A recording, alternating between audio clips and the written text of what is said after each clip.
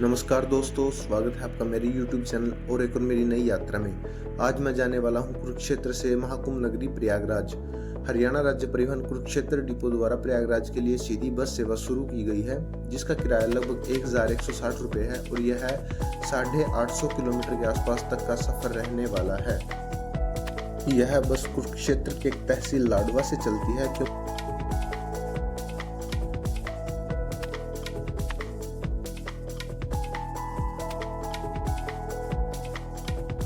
वैसे तो लाडवा से बस का चलने का समय 11:15 था, लेकिन 11:50 तक तो बस लाडवा ही पहुंची और यहाँ 10 मिनट रुकने के बाद ही यानी कि 12 बजे ये बस लाडवा से चल दी गई।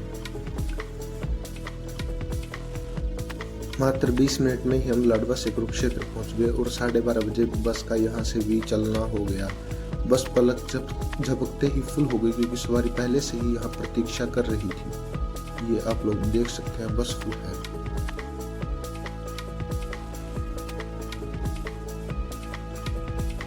हम 2 जनों की टिकट 2310 लगी है, हमारे कंडक्टर साहब रहे। ये है दोस्तों करनाल। बातों बातों में कब करनाल आ गया पता ही नहीं चला। हमारी बस में 2 ड्राइवर व 1 कंडक्टर है।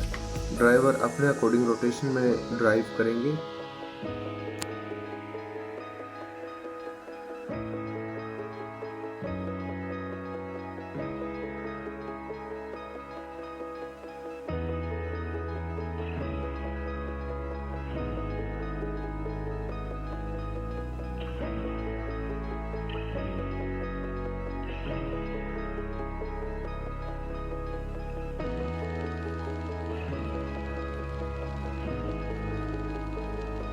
ये KMP वाला रास्ता है, लेकिन हमारे ड्राइवर साहब को जजमेंट करने में थोड़ी सी चूक हुई, इसलिए थोड़ा सा वापस घुमा के हम ये यू टर्न लेके दोबारा से दिल्ली से जब हम करनाल की तरफ जाते हैं तो उस रास्ते से पलवल की तरफ चल दिए। लेकिन पता नहीं क्यों इनको गाजियाबाद की तरफ से जाना था, इसलिए इन्होंने बीच सड़क से ही डिवाइडर के ऊपर से ही बस चढ़ा दी और वापस से यू टर्न ले लिया गाजियाबाद वाली साइड से जाने के लिए।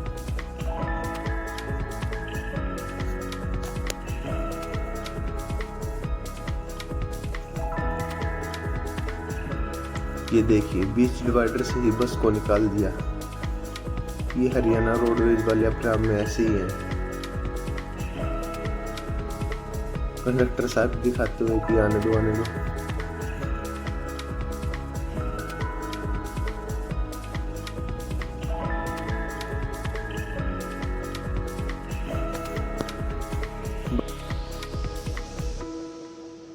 ये है यमुना नदी।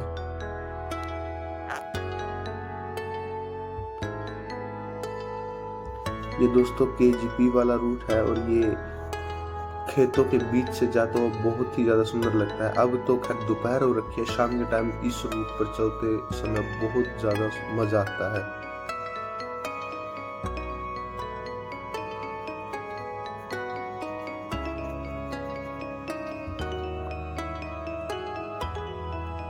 एक्सप्रेस वे थोड़ा बोरिंग सा भी लगता है, क्योंकि एक बार अगर आप सोनीपत वाली साइड राइस से चढ़ गए तो सीधा पलवल ही उतरोगे, बीच में कोई सिटी देखने को नहीं मिलती, इसलिए ये थोड़े बोरिंग भी लगते हैं।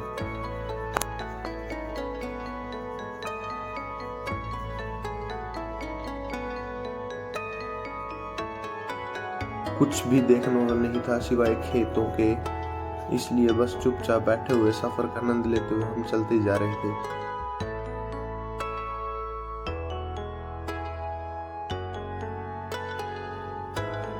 पता नहीं क्यों टोल टैक्स पे ही काफी समय लग रहा था, काफी भीड़ थी टोल टैक्सों पे।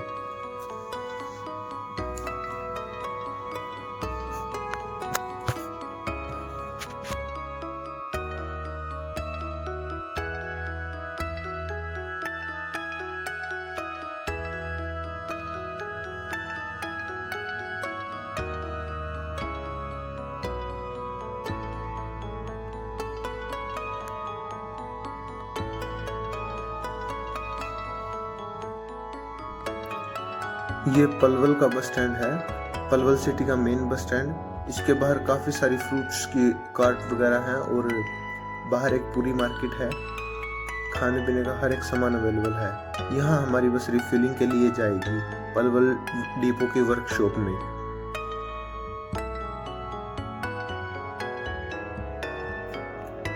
रिफिलिंग के लिए अंदर केवल खाली बस ही जाएगी, सारी सवारियों को बाहर ही उतार दिया जाएगा, इसलिए सारी सवारियां यहीं बाहर ही उतर जाएंगी। और तब जब तक रिफिलिंग होके बस आती है तब तक कुछ खाने पीने का सामान या वॉशरूम वगैरह के लिए चले जाते हैं। जैसा कि आप देख सकते हो सारी सवारी उतरने लग रही हैं।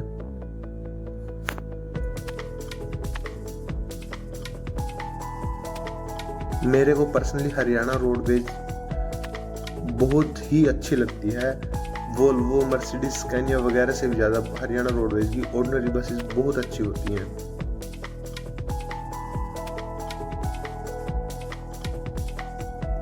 रिफिलिंग कराने के बाद हम फिर से बस में बैठ गए और अपनी मंजिल की तरफ निकल पड़े हैं। यहाँ पर बहुत भारी भीड़ है, ये शायद बॉर्डर है। कोसीकला बॉर्डर से थोड़ी दूर आने के बाद ही हम यहाँ इस ढाबे पर खाने वगैरह के लिए रुके हैं। दिन पूरी तरह से छिप चुका है और रात हो चुकी है।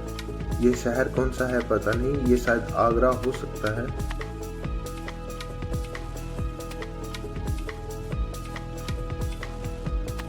अभी सब सवारियों को नींद भी आने लगी है, सुस्त हो गई है, क्योंकि इनको सफ़र करते हुए काफ़ी टाइम हो चुका है। लगभग 8-9 घंटे हो चुके हैं। और इस वाले टोल टैक्स पर भी बहुत ज़्यादा भीड़ थी। हमें यहाँ 10 मिनट से ज़्यादा समय लगा। और आगरा से कुछ दूर आगे चलते ही हम यहाँ इस होटल या ढाबे पर रुके हैं। ये हमारी बस रही। खाना वगैरह खा के फिर से निकल चुके हैं और ये फिर एक टोल टैक्स आ गया। और यहाँ भी बहुत ही ज़्यादा भारी भीड़। महाकुंभ के चलते लगभग हर एक टोल टैक्स पर, इस रूट पर हर एक टोल टैक्स पर भीड़ ही भीड़ है, क्योंकि जितने भी टोल टैक्स हमें पीछे मिले हैं उनमें काफ़ी समय लगा निकलने में।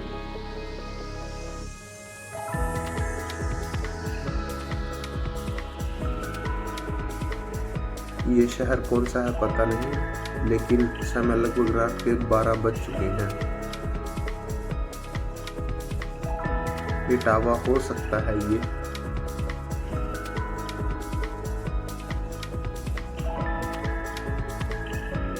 बस में सारी सवारियां भी सो चुकी हैं। बस एक मैं ही जाग रहा हूँ, क्योंकि मुझे चलती बस में कभी नींद नहीं आती।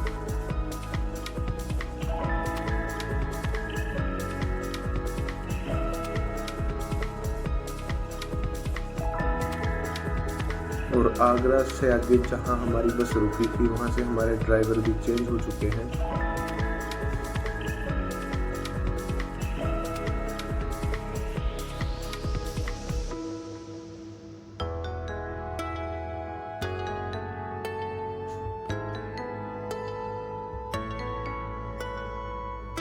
ऐसे ही सफर चलता रहेगा।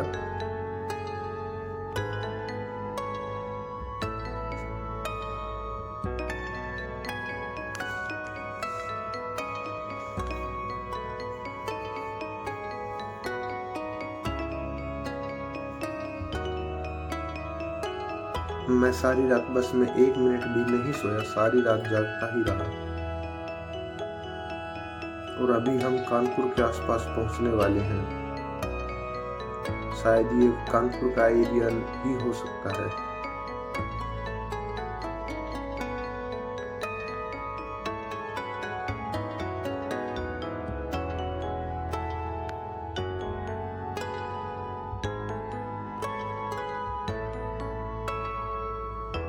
ये फिर से एक और टोल टैक्स आ गया और जैसे पहले टोल गेट पर भीड़ मिलती थी, यहाँ भी भीड़ ही भीड़ है।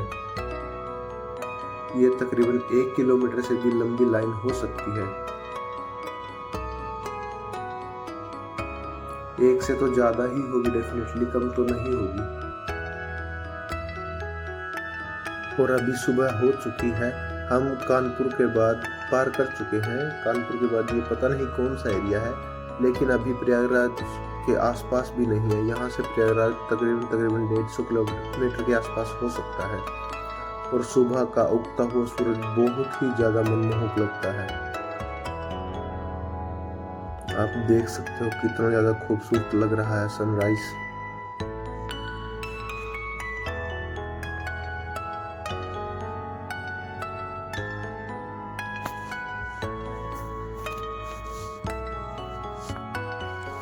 और अब हम प्रयागराज पहुंच चुके हैं, लेकिन जाम बहुत ज़्यादा है क्योंकि प्रयागराज महाकुंभ के चलते काफ़ी ज़्यादा भीड़ है। फाइनली हम प्रयागराज पहुंच चुके हैं और ये हम प्रयागराज की शायद नेहरू पार्किंग हो सकती है। ये अपने हरियाणा का जहाज रहा और ये रहे अपने ड्राइवर साहब जिन्होंने सारी रात ड्राइव की। सलाम है इनको। मिलते हैं दोस्तों नेक्स्ट वीडियो।